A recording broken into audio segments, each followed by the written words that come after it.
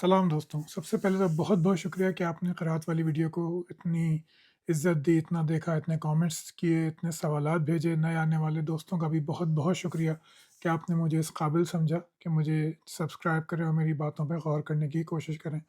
तो ये सेशन तो सवाल और जवाब का था। तकरीबन 7-8 सवाल थे, तो उसमें से 2 सवाल जो थे वो सिर्फ़ कुरान मजीद का जी क़िराअत वाली वीडियो थी, इसके ऊपर से। तो मैंने सोचा कि इसको एक अलग सेशन में कर लूँ ताकि एक बात मुकम्मल तौर पे होके सामने आ जाए, क्योंकि दोनों सवाल बहुत इंपॉर्टेंट थे और मैंने वो दोनों सवाल या वो दोनों मौज़ूआत लिखे भी थे, लेकिन वीडियो इतनी लंबी हो गई थी कि मुझे उसे एडिट करना पड़ा, उन सवालों को निकालना पड़ा। तो पहला सवाल तो ये है कि आपने सबअ अरफ़ पे बात नहीं की, इसका बहुत ज़िक्र होता है। दूसरा ये था कि अर्ज़ अख़ीरा की क़िराअत से क्या मुराद है, उसमें क्या हुआ? इन दोनों सवालात के जवाब मैं देता हूँ, लेकिन उसके साथ मैंने फ़ैसला किया कि इसमें एक बात और शामिल कर दूँ कि हमारे जो उलमा हैं, वो इख्तिलाफ़ क़िराअत की वजह से जो चेंजेज़ आती हैं कुरान मजीद के मतन में, अहकाम में, इसको वो किस तरह डिफेंड करते हैं। ज़ाहिर-सी बात है, मैं जो हूँ वो इस पे एक मुफ़स्सल वीडियो नहीं बना रहा, सिर्फ़ आपको एक फ्लेवर दे रहा हूँ, किस अंदाज़ में ये बातें करते हैं, इसको डिफेंड करते हैं, इसको दुरुस्त साबित करने की कोशिश करते हैं। तो पहले सबअ अरफ़ पे बात करूँगा, फिर अर्ज़ अख़ीरा पे बात करूँगा, फिर उलमा के दिफ़ा का ज़िक्र करूँगा और आखिर में इस पे इतराज़ात का ज़िक्र करूँगा। तो सबअ अरफ़ का मतलब होता है 7 लेटर्स या 7 हरूफ। ये हदीस 22 या 23 सहाबा से मरवी है। हदीस की बहुत सारी किताबों में है। सही बुखारी में मौजूद है, तिरमिज़ी में मौजूद है, तारीख़ों में भी इसका ज़िक्र हुआ है और इसका तज़ाद काफ़ी है। मतलब लुब्बे-लुबाब ये है कि आप सल्लल्लाहु अलैहि वसल्लम जो पे कुरान मजीद एक हर्फ़ पे नाज़िल हुआ, लेकिन जिब्राईल अलैहिस्सलाम ने आपको सलाह दी कि आप आसानी माँगिए, तो फिर वो बढ़ते-बढ़ते 7 हरफ हो गए, 2 हुए, 3 हुए, फिर 7 हो गए। कुछ रिवायतों में आता है कि हज़रत मीकाईल के कहने पे आपने हुर्फ़ों की तादाद जो है वो बढ़ाई थी। इसमें मशहूर वाक़यात नक़ल होते हैं। हज़रत उमर का वाक़या बहुत ही मशहूर है कि हज़रत हशाम बिन हकीम जो हैं वो सूरह फ़ुरक़ान पढ़ रहे थे। हज़रत उमर ने उनको सुना और उनको गले में चादर डाल के मोहम्मद सल्लल्लाहु अलैहि वसल्लम के पास ले गए कि ये क़िराअत तो दूसरी थी, आपने मुझे किसी और तरीक़े से पढ़ाई है, और आपने दोनों क़िराअतों की तौसीक़ की और फ़रमाया कि भई वो उस तरह पढ़े हैं वो भी ठीक है, तुम इस तरह पढ़े हो ये भी ठीक है, क्योंकि कुरान मजीद 7 हरूफ पे नाज़िल हुआ है। एक रिवायत जो है हज़रत उबई इब्न काब से का ज़िक्र है उसमें कि आपको भी यही इश्काल हुआ, तो आप सल्लल्लाहु अलैहि वसल्लम ने जो है वो यही बताया कि ये रिवायत जो है वो 7 हरूफ पे नाज़िल कुरान मजीद जो है वो 7 हरूफ पे नाज़िल हुआ है। कुछ कमज़ोर रिवायतों में 7 के बजाय 4 हरूफ का भी ज़िक्र है, लेकिन जो अव्वलियत है, जो सही बुखारी की रिवायत है, उसमें 4 हरूफ ही मौजूद हैं, 7 हरूफ ही मौजूद हैं। तो 4 हरूफ जो हैं वो क्या होते हैं? वो मेरे ख़्याल से मैं देखता हूँ अपने नोट्स में मुझे मिल जाए तो। जो 4 हरूफ हैं उसका ये मतलब होता है कि अलीम, हकीम, गफ़ूर और रहीम, यानी ये जो 4 सिफ़ात हैं अल्लाह ताला की, इस सिफ़ात को लेके उसने कुरान को नाज़िल किया। 7 हरूफ क्या होते हैं, इस पे बहुत सारी बातें हैं। पहले तो ये कह दिया गया कि भई ये तो क़िराअत है, लेकिन ये तो बात हो नहीं सकती, क्योंकि हज़रत हशाम और हज़रत उमर दोनों कुरैशी सहाबी हैं, तो क़िराअत का इख्तिलाफ़ तो नामुमकिन है। तो फिर ये बताया गया कि ये जो है ये टाइप्स ऑफ आयात हैं, यानी ये आयात हैं जो 7 तरह की आयत हैं। जैसे आयात ज़जर, आयात अम्र, ज़जर यानी कि जिस पे आपको कहा गया है, पर आपको तंबीह की गई है कि गुनाह का काम है, अज़ाब होगा वगैरह, इसको ज़जर कहते हैं। आयात ज़जर, आयात अम्र यानी हुक्म की आयत, हलाल और हराम की आयत, मुहकम आयत की एक बात बयान हो गई, जैसे रोज़ों का हुक्म बयान हो गया, हज का तरीक़ा बयान हो गया, तो ये मुहकम आयत हैं। मुतशाबे आयत हैं, कुरान मजीद ने बताया कि ज़मीन आसमान की तख़लीक़ 6 दिनों में हुई, मुतशाबे आयत हैं। और फिर 7वीं क़िस्म है अम्साल की मुख़्तलिफ़ कौमों की, मच्छर वग़ैरह की मिसालें अल्लाह ताला ने कुरान मजीद में बयान की। 7 हो गई ज़जर, अम्र, हलाल, हराम, मुहकम, मुतशाबे और अम्साल। लेकिन मसला ये है कि इसके अलावा भी आयत मौजूद हैं, क़सस की आयत मौजूद हैं, खुदा के वजूद के दलाइल मौजूद हैं, रसालत के दलाइल मौजूद हैं, आखिरत का ज़िक्र मौजूद है, तो ये भी उलमा ने तस्लीम नहीं किया। फिर एक दूसरी मशहूर रिवायत ये है कि ये लुग़ात हैं, जो कुरैश के जो फ़सीह कबीले थे, उनकी लुग़ात में कुरान नाज़िल हुआ है, तो वो से 7 हरूफ मुराद हैं। 7 कबीले कौन से हैं वो? कुरैश है, हुज़ैल, हवाज़ान, यमन, कनाना, तमीम और सक़ीफ़, बनी सक़ीफ़। तो इन सातों की लुग़ात में कुरान मजीद जो है वो नाज़िल हुआ है और इन्हीं लुग़ात में पढ़ने की इजाज़त भी है। इसपे भी एतराज़ात हैं, लेकिन वो अरबी के एतराज़ात हैं, जो ना मैं बहुत अच्छी तरह समझ सकता हूँ, ना समझा सकता हूँ, तो उनको आप रहने दीजिए। लेकिन उलमा ने बहरहाल इन दोनों बातों को नहीं माना। फिर ये तो हो गया सब अरफ का किस्सा। फिर आते हैं अर्ज़ अख़ीरा की तरफ, तो उसकी रिवायतें भी अच्छी खासी हैं और तादाद तो मुझे याद नहीं, लेकिन कुछ और नहीं तो 7-8 रिवायतें तो मौजूद हैं, मुख्तलिफ़ तरीक़ों से मुख्तलिफ़ किताबों में आई हैं। अर्ज़ अख़ीरा ये था कि आप सल्लल्लाहु अलैहि वसल्लम जो है रमज़ान में हज़रत जिब्राईल के साथ उस साल, उस रमज़ान तक नाज़िल हुए कुरान का दौरा फ़रमाते थे। तो अर्ज़ अख़ीरा की जो क़िराअत थी, उसमें ये दौरा 2 मरतबा किया आपने हज़रत जिब्राईल के साथ, और हज़रत आयशा से मरवी हदीस है कि आपने फ़रमाया हज़रत फ़ातिमा से कि इस साल हज़रत जिब्राईल ने कुरान मजीद मेरे साथ 2 बार पढ़ा है, तो शायद ये मेरी वफ़ात का साल है। फिर इसमें 2 इख्तलाफ और हैं, एक तो ये कि आपके साथ इस क़िराअत में कौन शामिल था? जो अर्ज़ अख़ीरा की क़िराअत थी, उसमें आपके साथ कौन शामिल था? जो मेजॉरिटी ऑफ सुन्नी उलमा जो मानते हैं, वो है कि हज़रत ज़ैद बिन साबित थे, क्योंकि उनको क्वालीफ़ाई करना है फिर कुरान मजीद के जमा करने पे, जो उनको हज़रत अबू बकर ने फिर हज़रत उस्मान ने उस काम पे मामूर किया, तो उनकी क्वालिफ़िकेशन ये थी सबसे इम्पोर्टेंट कि आप अर्ज़ अख़ीरा की क़िराअत में शामिल थे। दूसरी रिवायात ये बताती हैं कि आप सल्लल्लाहु अलैहि वसल्लम के साथ अर्ज़ अख़ीरा की क़िराअत में हज़रत अब्दुल्लाह इब्न मसूद रज़ी अल्लाह तआला अन्हु वो शामिल थे। अब कौन-सी सच है ये तो मैं नहीं जानता। अर्ज़ अख़ीरा की क़िराअत में ये भी उलमा बताते हैं कि बहुत सारी चीज़ें मनसूख़ हुईं, बहुत सारी चीज़ें नाफ़िज़ हुईं। मतलब कुरान मजीद की जो तरतीब है, वो मुत्तफ़िक़ अलैह है कि वो अर्ज़ अख़ीरा में बता दी गई कि कौन-सी आयत कहाँ होगी, कौन-सी सूरत कहाँ होगी, कौन-सी सूरत किस सूरा के बाद आएगी, इख्तिताम कहाँ होगा, शुरू कहाँ होगा, वग़ैरह-वग़ैरह। ये सब कुछ जो है तरतीब आयात और तरतील आयात, ये दोनों अर्ज़ अख़ीरा में जो है वो कहना चाहिए कि फ़ाइनल कर दी गईं।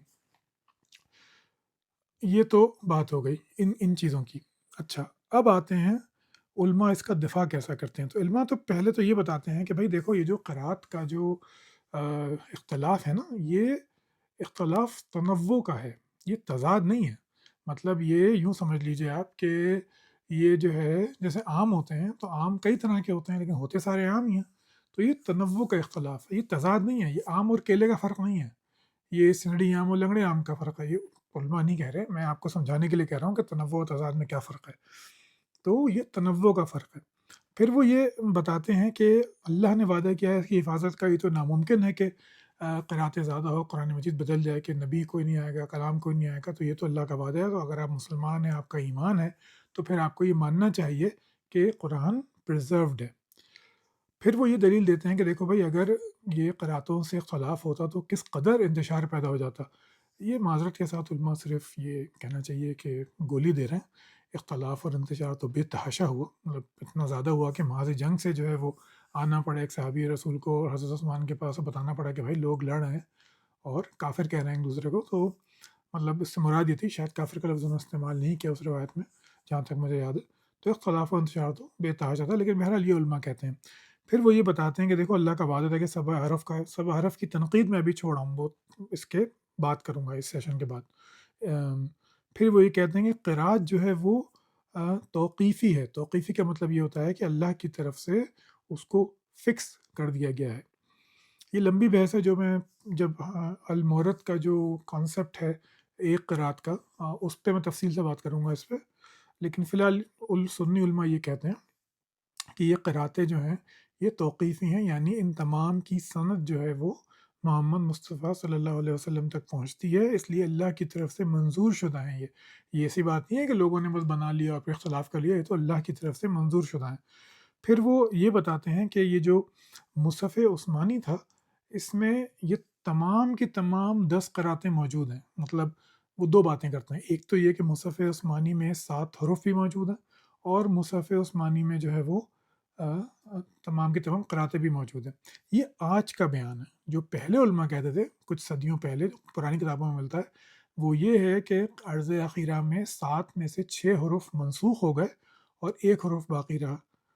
कुछ ये कहते हैं कि हज़रत उस्मान ने जब एक क़िराअत पे जमा किया, तो बक़िया 6 हरूफ जो हैं वो उनको मनसूख़ कर दिया और एक क़िराअत पे उम्मत को जमा कर दिया। लेकिन बहरहाल उसको कॉम्प्लिकेट नहीं करें। तो अ, ये क़िराअतें जो हैं, ये 10 क़िराअतें, क़िराअत अशरा जो हैं, ये तौक़ीफ़ी क़िराअतें हैं, ये अल्लाह की तरफ से मंज़ूर शुदा हैं, और इसकी सनद मोहम्मद मुस्तफ़ा सल्लल्लाहु अलैहि वसल्लम तक पहुँचती है कि आपने ये क़िराअतें एक सहाबी को सिखाई, फिर उसके चेन चली है, قاری تک جس نے وہ قرأت اس کے سسٹم سے وہ مطلب ایجاد کی اس نے. اور دوسرا یہ کہ مصحف عثمانی میں یہ تمام قرأتیں محفوظ ہیں، اس کا جو ٹیکسٹ ہے وہ ان تمام قرأتوں کو قبول کرتا ہے. ویسے میں چلتے چلتے یہ بھی بتا دوں کہ علماء جو ہیں کسی بھی قرأت کے قرآن ماننے کے 3 کرائٹیریا دیتے ہیں. پہلا کرائٹیریا وہ دیتے ہیں کہ یہ مصحف عثمانی کے مطابق ہو. دوسرا کرائٹیریا یہ دیتے ہیں کہ عربی گرامر کے حساب سے درست ہو. تیسرا کرائٹیریا یہ دیتے ہیں کہ اس کی سند متصل یا متواتر کہہ لیں اسے، وہ پہنچے محمد مصطفیٰ صلی اللہ علیہ وسلم تک. تو ان 3 کرائٹیریا پہ اگر کوئی قرأت اترے گی تو اس کو قرآن مانا جائے گا، یعنی کہ وہ قرآن ہے. اب اس میں مطلب بہت ساری عجیب و غریب باتیں ہیں. جیسے میں نے آپ کو بھی پچھلی ویڈیو میں دکھایا تھا کہ مصحف عثمانی کا ٹیکسٹ ہی الگ الگ ہے. اس میں اگر آپ یہ اعتراض کرتے ہیں تو علماء اس کا جواب یہ دیتے ہیں کہ دیکھو بھائی، اصل قرآن جو حضرت عثمان نے جمع کیے تھے وہ تو ضائع ہو گئے، تاریخ میں 1,500 سال کا فاصلہ ہے، وہ قرآن تو ضائع ہو گئے. لیکن ان قرآنوں کو جو نقل کیا گیا ہے تو اس میں نقل کرنے والوں سے غلطیاں ہو گئی ہیں جو تم بتا رہے ہو اور اچھل رہے ہو. تو یہ اصل میں اسکرائبل ایررز ہیں، یہ نقل کرنے والوں کی غلطیاں ہیں، یہ عثمانی کوڈیکس کی غلطیاں نہیں ہیں. لیکن اس سے بھی مطلب میں بہرحال فرق نہیں پڑتا، کیونکہ قرآن کا دوسری حفاظت کا انتظام وہ حفظ کے ذریعے پہنچا ہے. اب اس پہ میں اعتراضات ابھی چھوڑ رہا ہوں، بات بہت لمبی ہو جائے گی اور ریپیٹ بھی کروں گا اپنے آپ کو. تو بہرحال اس اعتراض کا جواب وہ یہ دیتے ہیں. پھر وہ یہ بتاتے ہیں کہ دیکھو بھائی، فرق جو ہیں وہ 7 طرح کے فرق ہیں. لہجے اور تلفظ کا فرق ہوتا ہے، اعراب کا فرق ہوتا ہے کہ اعراب اوپر نیچے ہو جائیں، پیش آ جائے، زبر آ جائے. پھر جو ہے وہ الفاظ کی کمی زیادتی ہو جاتی ہے، جیسے قل هو اللہ احد میں قل نہیں ہے، یا ہوا کی جگہ خالی اللہ لکھا ہوا ہے تو یہ آگے پیچھے لفظ ہو جاتے ہیں. مترادفات موجود ہوتے ہیں، جیسے کل میں نے آپ کو بتایا کہ وہ یسیرکم موجود تھا، اور لفظی تبدیلی جو ہے وہ موجود تھی. جیسے کل بتایا کہ ننشزھا اور ننشرھا، وہ 2 لفظ موجود تھے، مترادف تھے، وہ موجود تھے. اور آخری تقدیم و تاخیر ہوتی ہے، کہیں پہ حکیمہ علیمہ ہے، کہیں پہ علیم حکیمہ ہے، اس طرح آ جاتا ہے. تو یہ فرق ہے. اس سے جملے کی ساخت شاید بدل جائے لیکن مطلب جو ہے وہ ہرگز نہیں بدلتا. اب وہی ہے کہ کل جیسے میں نے دکھایا تھا آپ کو کہ مطلب میں بہت زیادہ فرق واقع ہو جاتا ہے اگر ہم قراتوں کو تمام قراتوں کو قرآن مان لیں تو مطلب میں بہت زیادہ فرق پیدا ہو جاتے ہیں. لیکن یہ علماء جو ہے وہ اس کا دفاع کرتے ہیں اس طرح کہ سبع عرف موجود ہیں جس کی وجہ سے قراتیں پیدا ہوئی ہیں، اور وہ قراتیں بھی اللہ کی طرف سے ہیں، توقیفی ہیں، محمد صلی اللہ علیہ وسلم تک ان کی سند پہنچتی ہے. قرآن مجید کو بیان یا سرٹیفائی کرنے کا کرائٹیریا ہے کہ وہ مصحف عثمانی کے مطابق ہو، وہ عربی گرامر کے مطابق ہو، اور اس کی سند متواتر ہو. پھر یہ جو تبدیلیاں جو ہیں، یہ جو قرأت میں تبدیلیاں آتی ہیں، اس سے یہ لہجے کا، تلفظ کا، اسپیلنگ کا، تقدیم و تاخیر کا، اعراب کا فرق ہوتا ہے. اس سے معنی میں ہرگز کوئی فرق نہیں پڑتا، حلال و حرام میں ہرگز کوئی فرق نہیں پڑتا. تو پھر اس طرح قرأتوں کا اختلاف جو ہے وہ ایک بے معنی سی بات ہے، لایانی سی بات ہے. تو علماء جو ہے وہ اس کا یہ جواب دیتے ہیں. اب اس پہ تھوڑی سی میں تنقید کر دیتا ہوں. اگر کسی، یہ علمی تنقید ہے، کسی سے کوئی مذاق اڑانا میرا مقصد نہیں ہے کہ کسی کو برا لگے تو میری طرف سے بہت زیادہ معذرت. تو پہلی بات تو سبع حرف کو لیتے ہیں. اسلامی تاریخ میں اگر ہم دیکھیں، اسلام کی جو ایجوکیشنل یا اسکالرلی تاریخ ہے، تو اس میں حرف کا لفظ آج تک معمہ بنا ہوا ہے.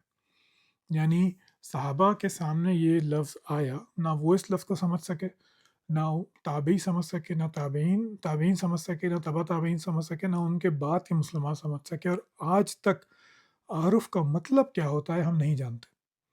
اسی پہ اگر ہمارے علماء یہ کہتے ہیں ہمیں کہ بھائی مصحف عثمانی میں موجودہ رسم الخط میں تمام کے تمام حرف موجود ہیں، مگر آپ یہ تو جانتے نہیں کہ حرف ہوتے کیا ہیں. جب آپ یہ جانتے ہی نہیں تو اس کا موجود ہونا آپ کنفرم کیسے کر سکتے ہیں؟ مطلب یہ تو عجیب سی بات ہو گئی نا کہ ایک چیز آپ کو معلوم ہے کہ ہے، وہ کیسی ہے، کس طرح کی ہے، یہ آپ نہیں جانتے، لیکن پھر آپ دعویٰ کر رہے ہیں کہ بھائی فلاں چیز میں وہ چیز موجود ہے. تو یہ ناممکن سی بات ہے نا، کیسے ہو سکتا ہے ایسا؟ تو بہرحال یہ ایک لایانی سی بات ہمارے علماء کرتے ہیں کہ قرأت مصحف عثمانی میں تمام کے تمام حروف جمع ہو چکے ہیں. اور حروف کی جو وجہ بیان کی جاتی ہے وہ بھی بہت عجیب و غریب ہے. مطلب غور کیجئے کہ صحابہ میں اختلاف ہو رہا ہے تو حروف کی اجازت مل جاتی ہے، لیکن حروف کی اجازت تو ہم جیسے لوگوں کے لیے ہونی چاہیے تھی. اجمی ہیں جو، ان کو اجازت ہونی چاہیے تھی کہ بھائی آپ اردو میں پڑھ لیں قرآن نماز میں، یا آپ جو ہے وہ ملیالم میں پڑھ لیں، یا آپ جو ہے سندھی میں پڑھ لیں، ہمیں تو اجازت نہیں ہے، ان کو اجازت تھی۔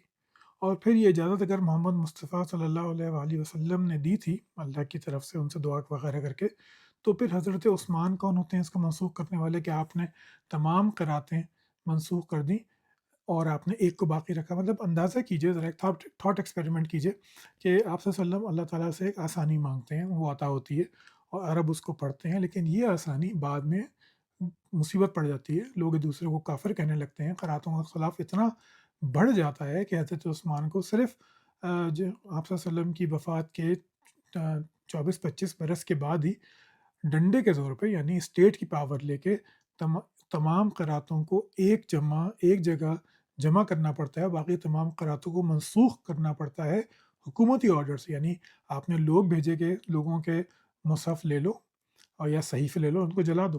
صحابہ نے اپنے صحیفے چھپائے ہیں اپنے شاگردوں کے ذریعے، ان کو مکہ یا مدینہ سے باہر ٹرانسفر کر دیا، زمین میں دفنا دی، یہ سب روایتیں ہماری کتابوں میں بھری پڑی ہیں۔ تو کیا نعوذ باللہ خدا نہیں جانتا تھا کہ یہ احرف جو ہیں یہ بعد میں مشکل پڑ جائے گی؟ کیا نبی کی بصیرت کم تھی کہ وہ نہیں سمجھا اور صحابہ کی بصیرت زیادہ تھی؟ ایک آسانی جو اللہ نے امت کے لیے دی تھی، قیامت تک کے لیے دی تھی، اس کو حضرت عثمان کون ہوتے ہیں اس کو کینسل کرنے والے؟ اور باقی صحابہ اس پہ کیوں خاموش بیٹھے رہے کہ بھائی تو زیادتی ہو رہی ہے؟ اب قیامت تک جو یہ آئے گا، یہ میسج پھیلے گا، اس پہ آپ نے زبردستی کر دی کہ ان کو لازمی طور پہ ایسی زبان سیکھنی پڑے گی جو ان کی زبان نہیں ہے، اسی میں سمجھنا پڑے گا، اختلاف مزید پیدا ہوں گے۔ کیا یہ آسان نہیں تھا کہ آپ حروف کی آسانی کو جو ہے وہ جاری رکھتے؟ لیکن ایسا نہیں کیا گیا۔ پھر یہ حروف کی جو مثال ہے وہ بھی عجیب و غریب ہے کہ نہ اس کا مطلب معلوم ہے، نہ اس کا منشا معلوم ہے، اور جو منشا جو بتایا جاتا ہے تاریخ اس کے بالکل ایک الگ بیانیہ دیتی ہے۔ تو یہ ایک بہت عجیب و غریب باتیں ہیں جو کی جاتی ہیں۔ پھر دوسری تنقید میں کروں گا عرض اخیرہ پہ۔ عرض اخیرہ کی قرأت کے بارے میں ہم کچھ نہیں جانتے، اس کے بارے میں صرف اتنی ہے روایت، آپ جتنی بھی پڑھ لیں، یعنی کم سے کم میری حد تک جتنی میری روایتیں میں نے پڑھی ہیں، اس میں صرف یہ ہے کہ آپ نے دورہ 2 مرتبہ فرمایا، اس دورے میں کیا طے ہوا نہیں جانتے، ناسخ و منسوخ کی باتیں کیا ہوئیں نہیں جانتے، قرأت پہ کیا فیصلے ہوئے نہیں جانتے، صورتوں کی ترتیب پہ کیا فیصلے ہوئے نہیں جانتے، اس پہ آیتوں کی ترتیب پہ کیا فیصلے ہوئے نہیں جانتے، آیتوں کی تعداد پہ کیا فیصلے ہوئے نہیں جانتے، مکمل پردہ پڑا ہوا ہے۔ ذرا سوچئے کہ حضرت روایتوں میں ہے کہ حضرت عبداللہ ابن مسعود جو ہیں وہ عرض اخیرہ میں شامل تھے، پھر ان کا قرآن جو ہے جیسے میں نے آپ کو پچھلی ویڈیو میں دکھایا کہ اس کی ترتیب بالکل الگ ہے، تو پھر حضرت عثمان نعوذ باللہ باقی صحابہ جو ہے وہ گناہ گار ٹھہرے۔ پھر جب بھی ہمارے علماء کہتے ہیں کہ جی عرض اخیرہ میں منسوخ ہو گیا، آپ کو کیسے معلوم؟ روایت تو کوئی بھی نہیں ہے، یہ صرف آپ کا گمان ہے۔ میں دوبارہ دہراتا ہوں اپنی بات کو، کسی عالم کو نہیں معلوم، کوئی روایت ایسی موجود نہیں ہے جس میں یہ بتایا گیا ہو کہ عرض اخیرہ میں کیا منسوخ ہوا۔ غامدی صاحب بھی یہی فرماتے ہیں کہ عرض اخیرہ میں جی باقی قراتیں منسوخ ہو گئیں، کیسے معلوم؟ نہیں پتہ، وہ اس کے سرکمسٹینشل ایویڈنس وہ دیتے ہیں، جس کا بعد میں ذکر کروں گا دوسری ویڈیو میں، لیکن نہیں معلوم۔ ہمارے سنی علماء بھی یہ کہتے ہیں کہ جی یہ قراتیں توثیق شدہ ہیں، عرض اخیرہ میں ان کی توثیق ہو گئی تھی، آپ کو کیسے معلوم؟ نہیں کہہ سکتے۔ یہ ناسخ و منسوخ طے ہو گیا تھا، بھائی اگر ناسخ و منسوخ طے ہو گیا تھا تو پھر آج اتنی بحثیں کیوں ہیں؟ میں آپ کو ایک مزے کی بات بتاتا ہوں کہ یہ جو 7 قراتیں متواترہ مانی گئیں، یہ مانی گئیں ہیں ابن مجاہد کے دور میں۔ ابن مجاہد کا جیسے میں نے ذکر کیا تھا کہ حضرت عثمان کی کلیکشن آف قرآن سے 280 برس 280 ایئرس کے بعد وہ یہ بتاتے ہیں کہ بھئی یہ 7 قراتیں جو ہیں یہ کنونیکل ہیں، یہ 7 قراتیں متواترہ ہیں، یہ ان کی سند ڈائریکٹ محمد صلی اللہ علیہ وسلم تک پہنچتی ہے۔ آپ کے ان کے زمانے میں ہی بہت اعتراضات ہوتے ہیں، جیسے میں نے کل بتایا علماء کو سزا ہوتی ہے وغیرہ وغیرہ، لیکن آپ نے یہ مان لیا کہ بھائی حضرت عثمان تک، حضرت محمد صلی اللہ علیہ وسلم کی وفات سے حضرت عثمان کی کوڈیفیکیشن تک بنتے ہیں 23 برس، اس میں آپ 280 برس ملا لیجئے تو بنتے ہیں 303 برس۔ تو 303 برس کے فاصلے پہ حضرت ابن مجاہد یہ فیصلہ کرتے ہیں کہ 7 قراتیں متواتر ہیں، اور ان کا فیصلہ ہوا کب ہے؟ عرض اخیرہ میں، 303 برس پہلے۔ لیکن کسی صحابی کو کچھ نہیں معلوم اس بارے میں جب تک ابن مجاہد آ کے ان قراتوں کو کنونیکل نہیں کہتے۔ باقی علماء اعتراضات کرتے ہیں ان پہ، اور ان پہ تقریریں کرتے ہیں جن کو بھی اسٹیٹ طاقت سے دبا دیتی ہے۔ یہ سبا قرات چلتا رہتا ہے۔ پھر اس کے بعد 1429 میں ابن جزری جو ہیں اس میں 3 قراتیں اور شامل کر دیتے ہیں. ابن جزری اور ابن مجاہد ان کے درمیان فاصلہ ہے تقریباً 470 برس کا، اور ابن جزری اور محمد صلی اللہ علیہ وسلم کے درمیان فاصلہ ہے تقریباً 850 برس کا. آپ کس طرح جو ہے وہ ان کو کہہ سکتے ہیں کہ یہ متواتر ہیں؟ کوئی عقل میں آنے والی بات ہے کہ 800 برس کے فاصلے پہ ایک شخص کہہ رہا ہے کہ میں نے تحقیق کر لی اور جو ہے یہ 3 قراتیں بھی قرات متواترہ ہی ہیں، اور اب ان کو اسٹیٹ کی طاقت سے نافذ کر دیا. اور آج 200 300 400 500 برس کے بعد ہم سب کو مان لینا چاہیے کہ یہ 10 قراتیں عرض اخیرہ میں محمد صلی اللہ علیہ وسلم نے ان کو سینکشن دی تھی کہ یہ قرآن ہے، قرآن ان میں پڑھا جا سکتا ہے. یہ عقل میں آنے والی بات ہے، لیکن ہمارے علماء اس کو اسی طرح بیان کرتے ہیں. اگر آپ کے پاس ایمان کا لائٹ بلب نہیں ہے تو آپ یہ تمام چیزیں نہیں سمجھ سکتے، کسی حال میں نہیں سمجھ سکتے. چلیے میں یہیں پہ روکتا ہوں، ویڈیو تھوڑی لمبی ہو گئی ہے. ان 2 سوالوں کے میں نے جواب دیے ہیں، اس میں کوئی مزید سوال ہو تو مجھ سے ضرور کیجیے گا. یہ بہت بڑا ٹاپک ہے، امید ہے کہ میں آئندہ چند ویڈیوز میں اس کو مزید سمیٹ سکوں گا. سوالات کا سیشن جو ہے وہ پھر میں 1-2 دن میں کرتا ہوں، تقریباً 5 یا 6 سوالات ہیں، وہ پھر میں 1-2 دن میں آپ کے سامنے حاضر ہوتا ہوں. اگلی ویڈیو قرآن کے موضوع پہ میں بات کروں گا. المورد کا جو کانسیپٹ ہے کہ قرات ایک ہی تھی یا باقی قراتیں منسوخ ہو گئیں، وہ اس کو کس طرح پیش کرتے ہیں، اگلی ویڈیو اس پر ہوگی. اپنا خیال رکھیے گا، پھر ملتے ہیں. اللہ حافظ.